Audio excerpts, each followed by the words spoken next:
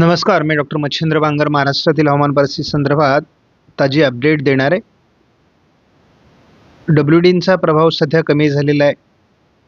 बंगालच्या आणि अरबी समुद्राच्या दक्षिण टोकाला बाष्प जरी असलं तरी त्याच्यामध्ये कमी दाबाच्या माध्यमातून कुठल्याही प्रकारचं भारतीय राज्यांवर परिणाम करणारी सिस्टम आता डेव्हलप झालेली नाही.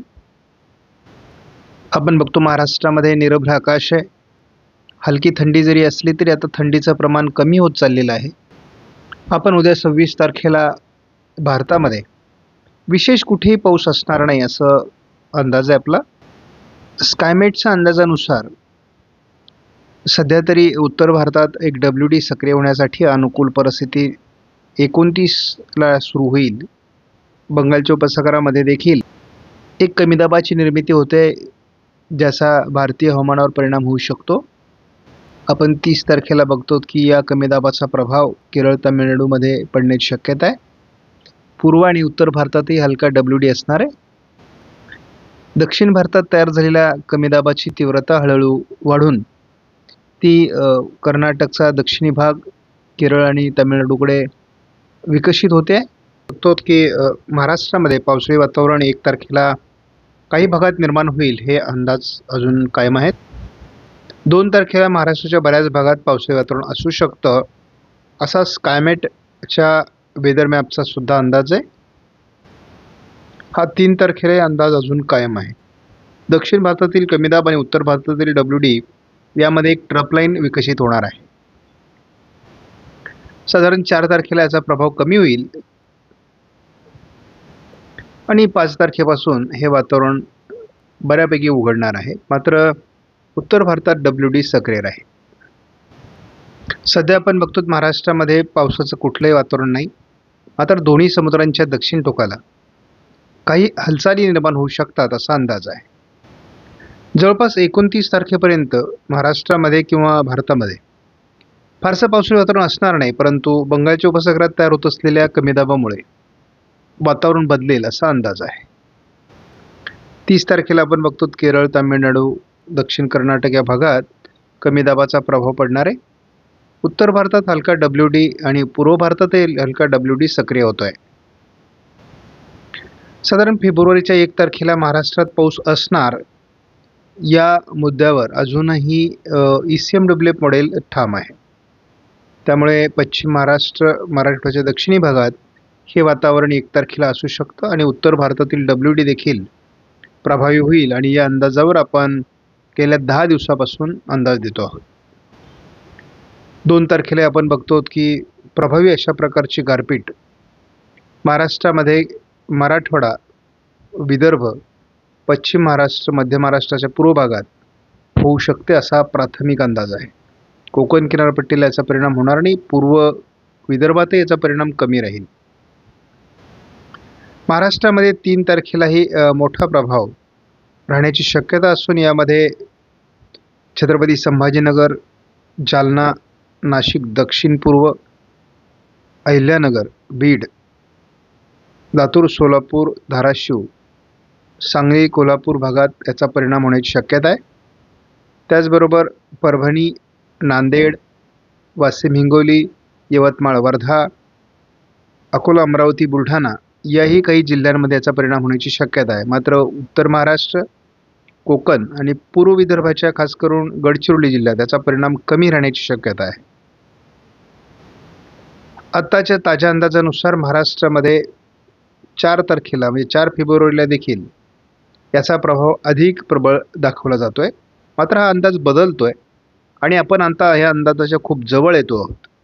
त्यामुळे असं दिसतंय की आपल्याला सावध होणं आवश्यक आहे. ज्यांची हातातोंडाची पिकं आलेली आहेत, ज्याचं नुकसान होण्याची शक्यता आहे, ही पिकं वाचवली पाहिजे शेतकऱ्यांनी. 5 तारखेला आपण बघतो उत्तर भारतात याचा खूप मोठा प्रभाव राहण्याची शक्यता आहे. मध्य भारतावरही आणि उत्तर भारतातही मोठं वातावरण तयार होऊ शकतं. आजच्या अंदाजानुसार 6 तारखेला मात्र याचा प्रभाव कमी होणार आहे. आपण जर उद्या तापमान बघितलं तर सरासरी 18° तापमान महाराष्ट्रामध्ये राहणार आहे. त्यामुळे थंडीचा प्रभाव जवळपास संपल्यात जमा आहे. आपण 30 तारखेला जर याचा अंदाज घेतला तर सरासरी 18 ते 19 अंश सेल्सिअस तापमान महाराष्ट्रामध्ये राहणार आहे आणि हे थंडीमध्ये गणलं जात नाही. म्हणजे यावर्षी उन्हाळ्याचे संकेत लवकर आहेत. आपण 31 तारखेपर्यंतचा अंदाज घेतला तर महाराष्ट्रामध्ये फारसं पावसाळी वातावरण दाखवलं जात नाही.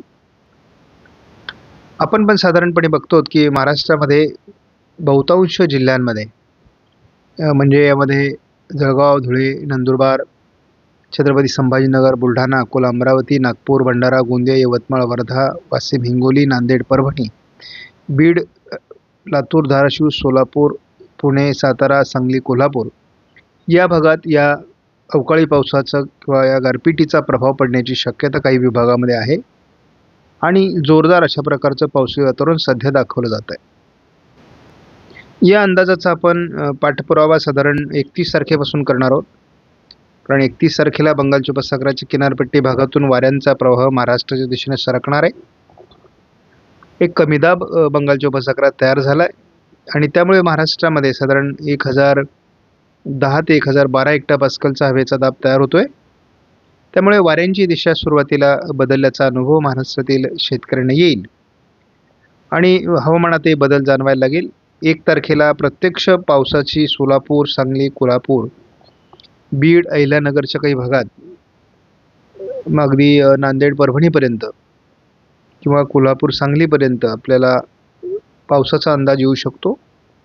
आपण बघतो की 1 तारखेला महाराष्ट्राचा बराच भाग म्हणजे मालेगाव, जळगाव, अकोला, अमरावती, बुलढाणा, वाशिम, हिंगोली, नांदेड, परभणी, छत्रपती संभाजीनगर, जालना, अहिल्यानगर, बीड, पुणे, सातारा, सांगली, रत्नागिरीच्या काही भागात, सोलापूर, लातूर, धाराशिवच्या काही भागामध्ये मोठं पावसाळी क्षेत्र विकसित होऊ शकतं असा प्राथमिक अंदाज आहे. 2 तारखेला पहाटे देखील आपल्याला हे वातावरण दिसतंय. त्यामुळे सध्याचा अंदाज जर असाच पुढे सातत्य टिकून राहिला, कारण आज 25 तारीख आहे आणि अवघ्या काही दिवस या वातावरणासाठी राहिलेले आहेत. त्यामुळे हे वातावरण बनेलच असा जवळपास आता निश्चित होत चाललेला ACMW मॉडेलचा अंदाज आपल्याला बऱ्याचदा महत्त्वाचा वाटतोय. पण त्यामुळे मोठं वातावरण 2 तारखेला आपल्याला महाराष्ट्रामध्ये बघायला मिळते. त्यामुळे मराठवाडा, मध्य महाराष्ट्राचा काही भाग, पश्चिम महाराष्ट्राचा काही भाग, विदर्भाचा पश्चिम भाग खास करून या ठिकाणी याचा जोर आपल्याला स्पष्टपणे जाणवतोय.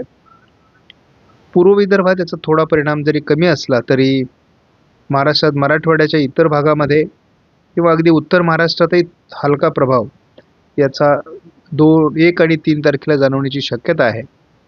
नाशिक पूर्व भागामध्ये, मालेगावच्या म्हणजे नाशिक उत्तर भागामध्ये, धुळ्याच्या काही भागात, अहिल्यानगर किंवा छत्रपती संभाजीनगर, जालना, बुलढाणा, अकोला, अमरावतीमध्ये, वाशिम, हिंगोली, नांदेड, परभणी, बीड, पुणे, सातारा या सांगलीपर्यंत याचा प्रभाव 3 तारखेला देखील आहे. बऱ्याचदा सुरुवातीला नाशिक, नंदुरबार, धुळे, जळगावच्या भागात हा पाऊस दाखवला जात नव्हता.